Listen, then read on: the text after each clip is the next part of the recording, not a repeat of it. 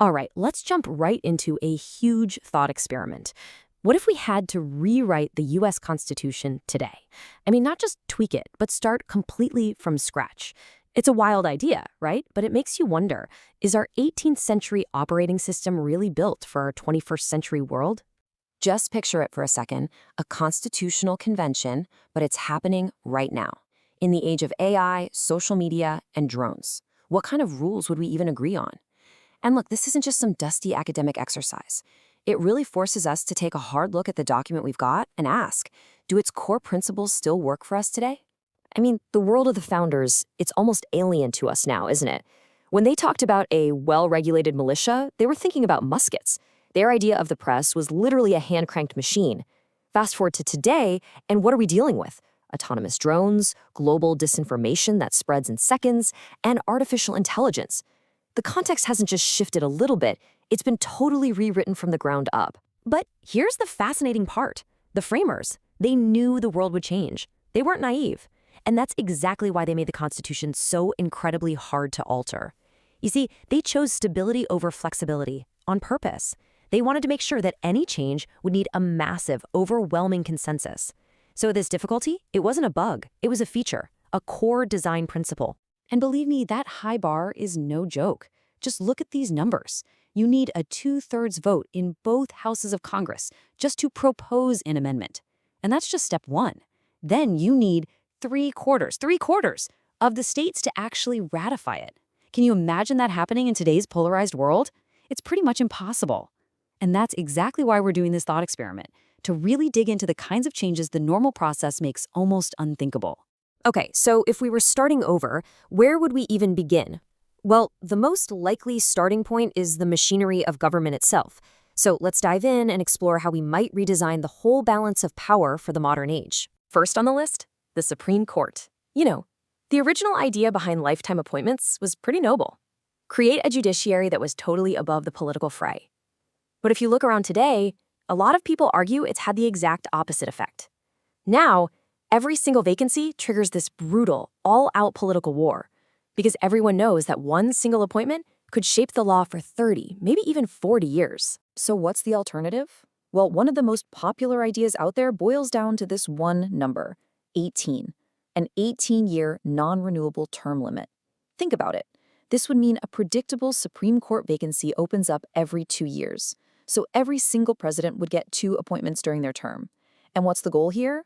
It's to turn the temperature way down, to change the nomination process from this insane political battle royale into just a regular, expected part of governing. But hey, term limits are really just the beginning. A brand new constitution would probably tackle some other big structural issues too. For instance, it could lock the number of justices at 9 right there in the text to get rid of the whole political threat of court packing. Or maybe it would require a supermajority, say 7-2, to strike down a federal law. That would make sure you need a really broad consensus on the court to overturn what the people's elected representatives passed. And get this, it would almost certainly demand a strict, binding code of ethics, which you might be surprised to learn the highest court in the land doesn't actually have right now. All right, let's switch gears and talk about the presidency. If you go look at Article 2 of the Constitution, the description of presidential power is, well, it's famously short. It basically just says the president has the executive power. And over the last couple of centuries, that little bit of ambiguity has been stretched to dramatically expand what a president can do. So a modern constitution, it would probably add some really clear guardrails, especially around things like executive orders, to stop presidents from basically creating new laws all by themselves without ever needing to go through Congress. Okay, next up, the Bill of Rights. And folks, this is where the gap between their world and our world isn't just a gap, it's a massive chasm. How on earth would we define our most fundamental liberties in an age of big data and social media? Let's just take the Second Amendment, for example. As you can see on this timeline, its meaning has not been set in stone. For most of American history, the courts connected it to serving in a militia. But then these huge landmark cases in the 21st century came along and really firmly redefined it as an individual right for self-defense.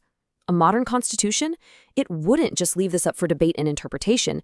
It would be forced to be crystal clear about the scope of that right and the government's power to regulate it right from the get-go. And this is where things start to feel a little bit like science fiction. I mean, there's just no way the framers could have imagined a world where our most private thoughts and moments exist as data on some company's server. So, a modern Bill of Rights would almost have to include an explicit right to digital privacy, right? It might even have to define what giant social media platforms are. Are they like private publishers or are they more like public town squares? And it could even create a right to have huge life decisions, like whether you get a loan or a job, reviewed by an actual human being, not just a computer algorithm that might be biased. All right, for our final section, let's get into the political system itself. We're talking about the real nuts and bolts, how we elect our leaders and how they're supposed to govern. The big question is, how could a brand new constitution even begin to address the deep polarization and dysfunction that we see all around us today? Now, if you want to understand modern politics, you really have to understand this one Supreme Court case, Citizens United.